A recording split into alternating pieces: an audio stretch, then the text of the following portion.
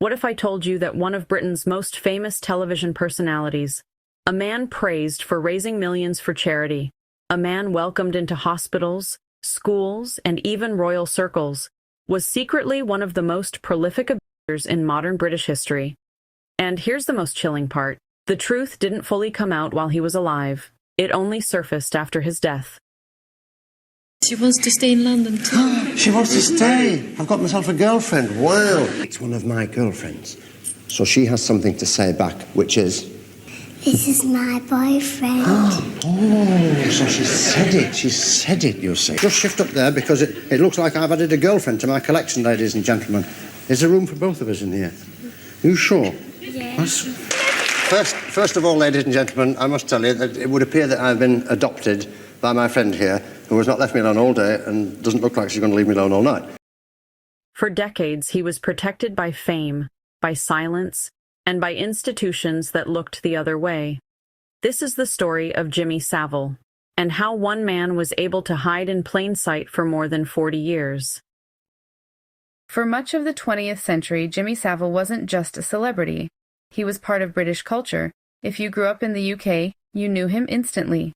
The dyed blonde hair, the tracksuits, the cigar, the strange personality that somehow became lovable television entertainment. Savile became famous first as a radio DJ, then exploded into superstardom as the host of major BBC programs like Top of the Pops, Jim'll Fix It. On Jim'll Fix It, children would write letters describing their biggest dreams, and Savile would fix it to make those dreams come true. Put these young ladies their Jim'll Fix It badges. Yes. Because, wait a minute, how old are you? 12. 12? Hello, Judge. And how old are you? 11. You're not married, are you? No. Oh, that's all right then. To millions of families, he seemed like a harmless eccentric, someone who cared about kids, someone who gave back. He raised enormous sums of money for charity. He was photographed with politicians. He was invited into hospitals. He was even knighted in 1990. Jimmy Savile was not just famous, he was trusted. But behind that public image was something far darker. Oh, dear Allah! Oh, are you Teach? Yes. Give us a kiss, Teach. Oh! Lorry drivers, autograph hunters, television interviewers, he takes them all in his stride. Even during Savile's lifetime, there were rumors. People whispered. Staff members felt uncomfortable. Some described him as inappropriate, unsettling, or predatory, but nothing ever seemed to stick. Savile had built something powerful, a reputation that made him seem untouchable. He also had access that most celebrities would never have. BBC studios, children's homes, charity events, hospitals, psychiatric wards. He wasn't treated like a visitor. He was treated like family. In some hospitals, he was given honorary roles. We listen to people. I listen to nurses. I listen to doctors. I listen to porters. I listen to drivers. I listen to everybody. We've turned into a great listening hospital. In some places, he was given keys. He could come and go as he pleased. And investigators later said that within those spaces, Savile used his status and authority to exploit vulnerable people, children, teenagers, and patients.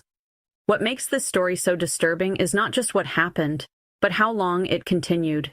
Authorities believe Savile's abuse stretched from the 1950s all the way into the 2000s. That's more than 4 decades. So how does someone do that, right in front of the public?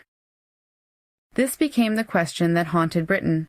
How could someone so visible, so famous, so celebrated, avoid accountability for so long? Many believe the answer lies in a toxic combination of factors. Savile was treated as a national treasure. People assumed someone that famous couldn't possibly be capable of such things. Organizations feared scandal, and protecting reputations often came before protecting victims. Victims feared speaking up. Most were young. Some were already vulnerable. Many believed no one would listen, and accusing someone as powerful as Savile felt impossible. In earlier decades, abuse was not discussed openly. Children were rarely believed, and authority figures were rarely questioned. Savile benefited from all of it. His fame became a shield. Stephen George, who since had a sex change operation, was a 17-year-old girl when he says Savile sexually assaulted him. He started just coming in and plonking himself down and watching Top of the Pops with us on Lancaster Ward 1, which is where the incident happened. He was able to sit in front of the sofa on the floor and hide what he was doing, which he put his hand straight up my nightdress, and we weren't allowed to wear pants. So I was, unfortunately, I could do nothing. I couldn't stop him, because Broadmoor staff would have punished me if I'd stood up and said what he was doing. They wouldn't have believed me, and they would have just punished me. 63 people connected to Stoke Mandeville Hospital were abused by Savile. The report uncovered 5 instances of rape. 10 of Savile's victims did complain to staff, one officially, but none were fully acted upon. More than 40 NHS reports into Savile have been released today, outlining victims aged between 5 and 75. This woman was just 15 or 16 at the time. He just forcibly pushed me backwards onto the bed.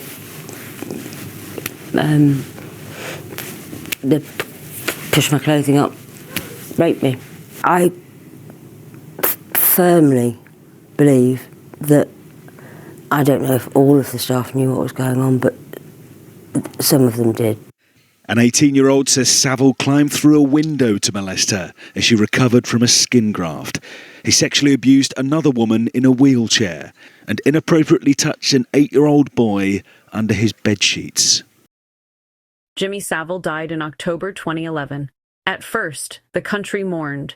Tributes poured in. The BBC aired memorial segments.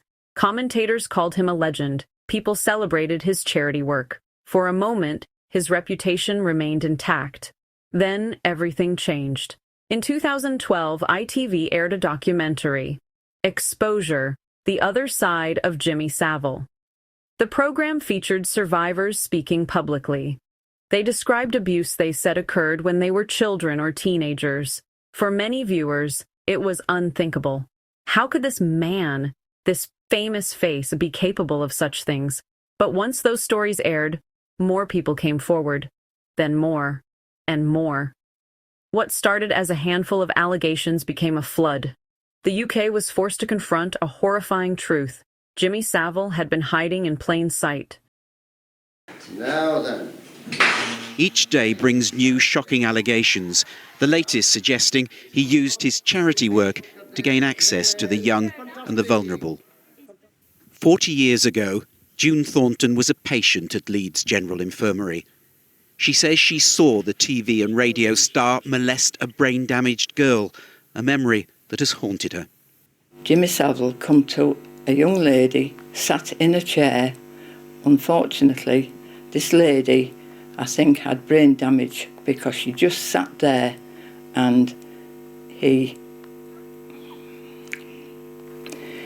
kissed her, and I thought he was a visitor coming to see her, and he started rubbing his hands down her arms, and then, I don't know of a nice way to put it, but he molested her. He helped himself, and she just sat there and couldn't do anything about it. And I've lived with that now for 40 years.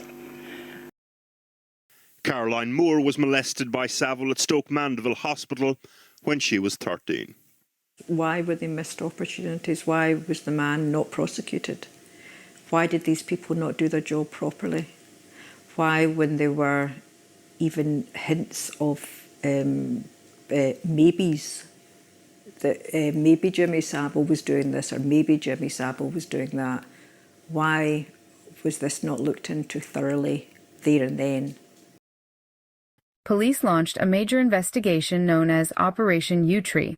At first it focused on Savile, but it later expanded into other high-profile abuse cases as well. The findings were staggering. Investigators linked Savile to an estimated 450-plus victims over a span of 4 decades, some as young as 8 years old. The abuse was reported in places that should have been safest: hospitals, children's institutions, BBC studios, care homes, charity events. The scale shocked the nation, but the scandal wasn't only about Savile. It was about the institutions around him, because this wasn't just one man slipping through cracks. This was systemic failure. that although officers had acted in good faith, they'd failed these victims in the following ways. Surrey police decided not to tell each complainant that other complaints had been made. That's important because the victims went on to say they would have supported a prosecution if they knew they weren't alone. Sussex police told the complainant that corroboration would be needed. According to the CPS, there was no legal basis for this. Of course, cooperation would have helped, but it wasn't necessary to progress the case.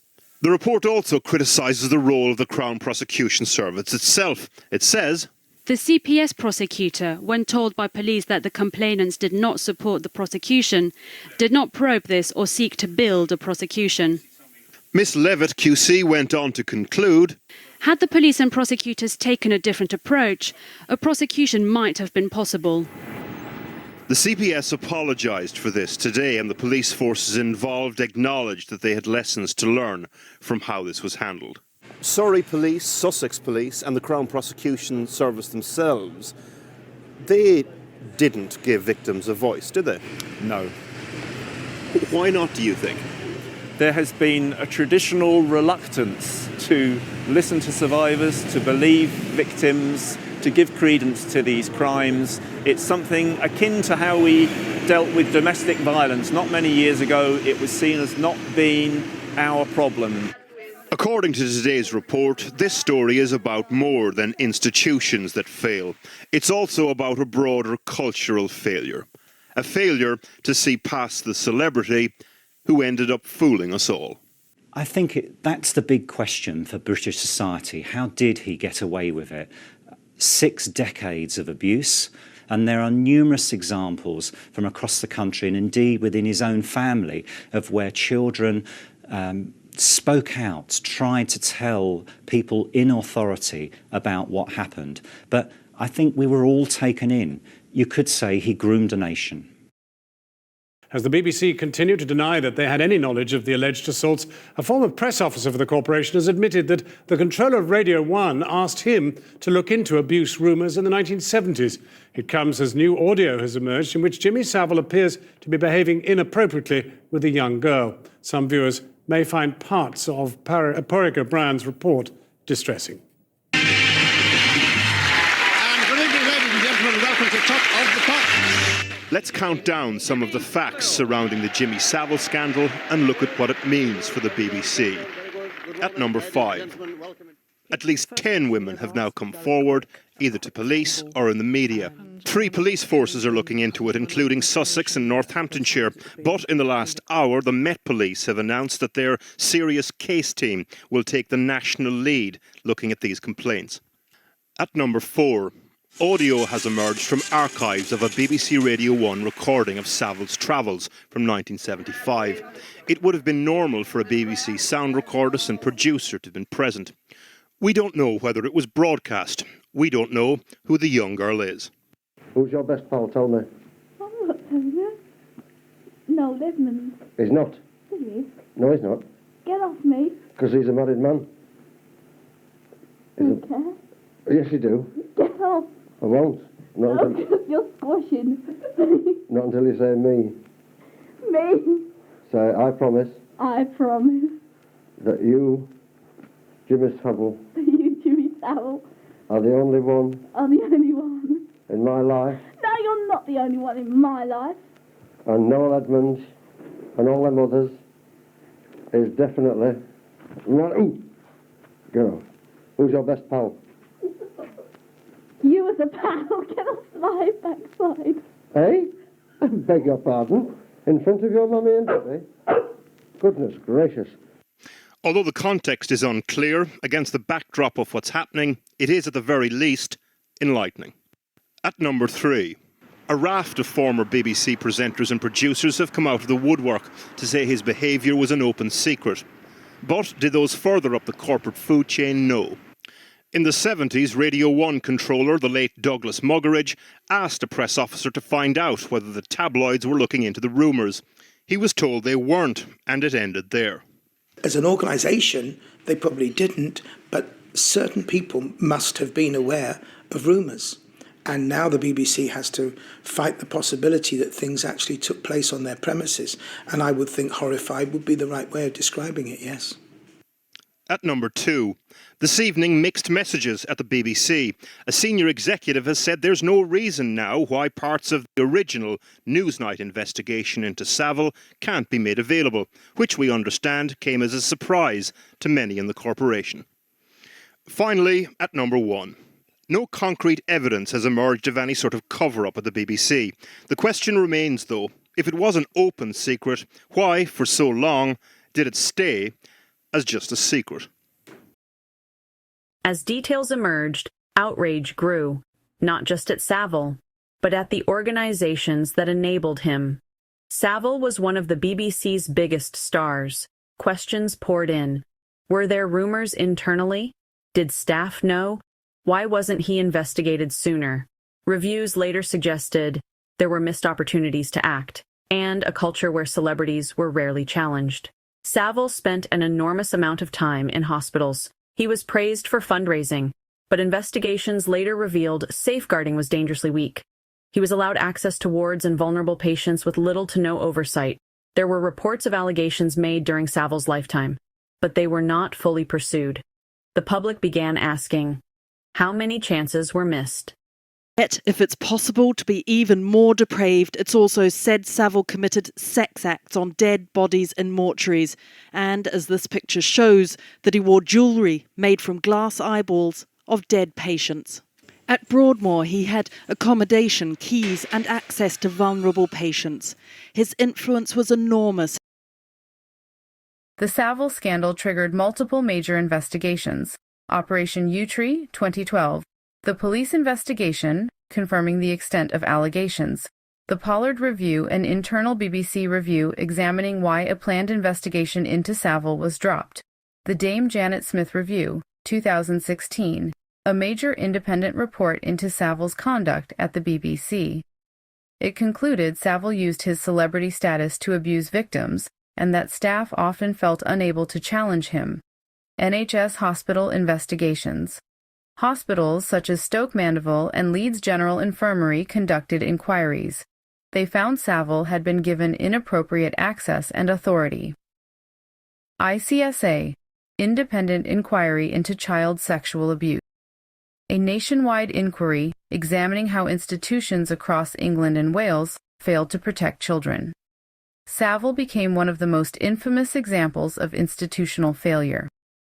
Jimmy Savile was a huge star on British television, but a year after he died, hundreds of people have come forward to claim he was also a sexual predator. It's causing a scandal for the BBC, one of Britain's most respected news organizations. Welcome indeed to Jim'll Fix It. For 20 years, Jimmy Savile's children's show was a highlight of Saturday night family TV on the BBC. Now then.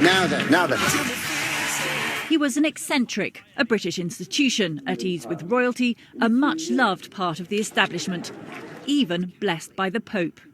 But now British police say some 300 people have come forward, claiming Savile was a pedophile who abused them during his 60-year broadcasting career. What would you do if a chimpanzee was doing that? A Cub Scout who appeared on Savile's show when he was 9 told the BBC Panorama programme how he was allegedly abused. He put his hand on my knee and started touching me. And then at the same time, he grabbed my hand and forced my hand on top of his trousers. I was absolutely petrified. When confronted 6 years ago, Savile denied being an abuser. I'm very boring. I don't do drugs, I don't do underage sex, I don't do any of them things. He died last year at the age of 85 and was mourned as a national treasure. He'd raised more than $60 million for charity, much of it for hospitals, where he was allowed unsupervised visits. The alleged victims claim he used this privilege to abuse them. The fella could get used to all this. I think I'm doing it, could get used to it. Some of the alleged victims claim the abuse took place on BBC premises. This woman told The Sun newspaper Savile put his hand up her skirt on a live broadcast of a BBC music programme in front of millions of viewers. Last year, BBC journalists working on a report about the allegations were told unexpectedly by their bosses to stop. Then a month later, a glowing tribute programme about Savile's life was broadcast, which has raised awkward questions for the BBC. The new chief executive of the New York Times, Mark Thompson, ran the BBC at this time. There's no evidence he was involved, but he may be questioned. But of course, if I can help in any way with those inquiries, I will do so. Sir Jimmy Savile was knighted at Buckingham Palace, the pinnacle of his career. But as police now investigate 300 allegations of abuse, his reputation has tumbled to the very depths of public disgust. The Savile revelations created a deep cultural shift in Britain. People began re-examining celebrity worship, media power, institutional secrecy, how survivors are treated.